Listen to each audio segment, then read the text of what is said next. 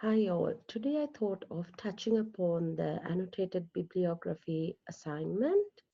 And first of all, I would like to take you through the given instructions as per the study desk.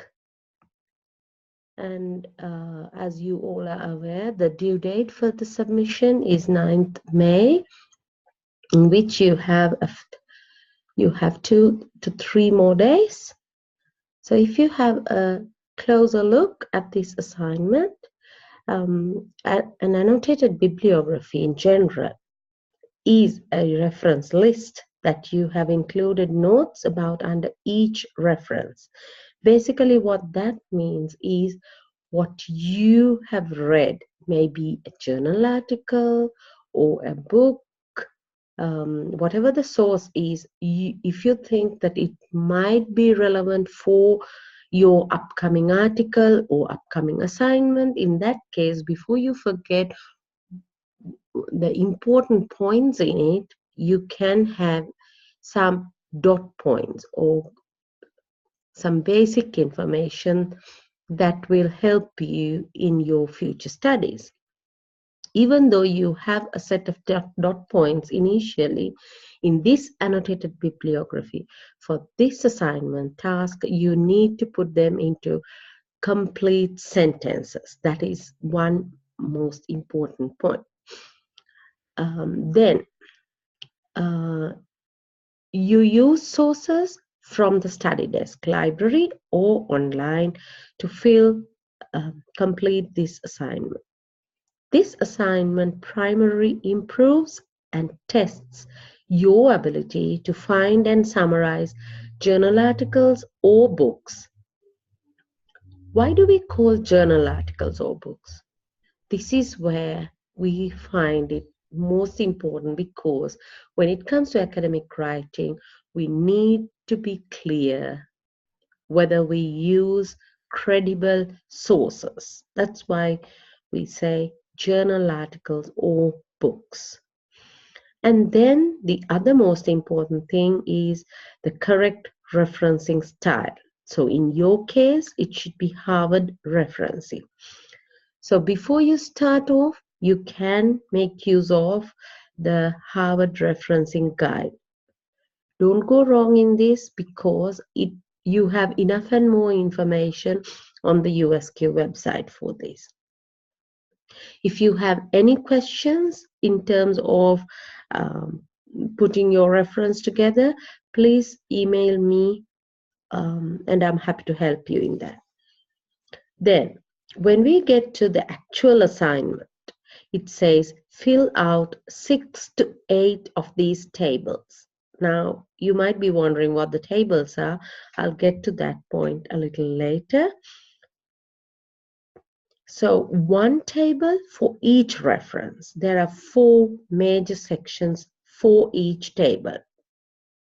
So you may find many samples of annotated bibliography when you search online. However, this template has made the work easy for you. So for example, if you click on this, and it will take you to this particular annotated bibliography template. This is the table that we were talking about earlier. So in the first place, you will be talking about this referencing, which is the standard reference. So please make sure that you have the standard reference in there. Then you need to be clear as to what the source type is, whether it's a journal article, a book, or a newspaper article. Then you need to write who the author is, right? It could be only one, but it could always be more than that. So make sure that you write the author's name. Then we come to the point of writing the summary of this particular chosen source. What are the main points? How is it useful? And would you use the reference again in another assignment? So these are the few questions that are worth considering when it comes to searching for an appropriate source. Therefore, that's why we want you to be familiar with this kind of tasks. So when it comes to this, and then you have another one, right? The second source. So this goes on until you finish all your sources. Okay. And I would also like to take you through another sample annotated bibliography. Now, for example, this is a sample. So don't be misled by this, right? Because why do I insist it? This is what? This is not Harvard referencing. Why? What's the main thing that we see, the difference, the distinction? Because this particular reference is a APA reference, not Harvard. So you need to have Harvard referencing, okay? And I just wanted you to look at how this has been written. So Tharman is who? The author. So you need to insist that. Suppose you have few more authors, then you can use Tharman and blah, blah, blah, or Tharman et al., whatever, depending on the chosen source. So Tharman argues that there is an inherent contradiction between cultural conservation and ecotourism business. The latter always leads to the erosion of the former. So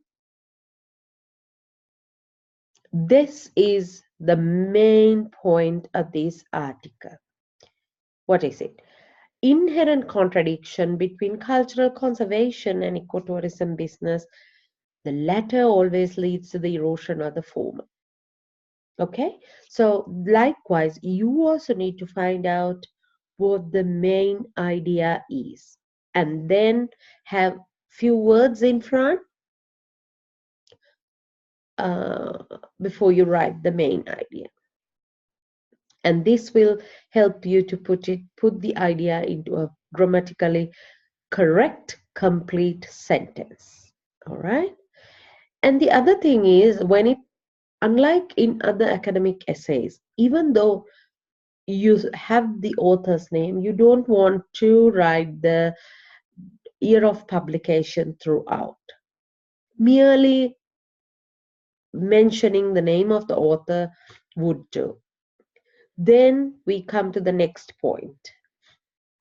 Then he says, Tharman addresses the importance of indigenous culture and recognizes the gradually increasing phenomenon of cultural alienation. Right? Then comes to the point, she rejects applying the Western model of ecotourism in the Pacific and incisively maintains that ecotourism has become a new sell in Pacific Islands, promoted by profits. So, how many main points has she mentioned? So, 1, 2, 3, basically, overall, okay? And then, likewise, what are the issues? So, this is one sample that you can make use of. However, you clearly understand it differs depending on the type of the article and the main points that have been highlighted in the chosen article. Okay, so hope you will get to this point once you have found all the possible main points. So in the first place, before you start writing this annotated bibliography, just make sure that you have taken down the main points as bullet points in your in a separate document. Okay, then start putting them into proper sentences, and that will help you to come up with a standard summary of the given source. Good luck with this, guys. Hope to see a good set of um, annotated bibliographies. Okay, see you next.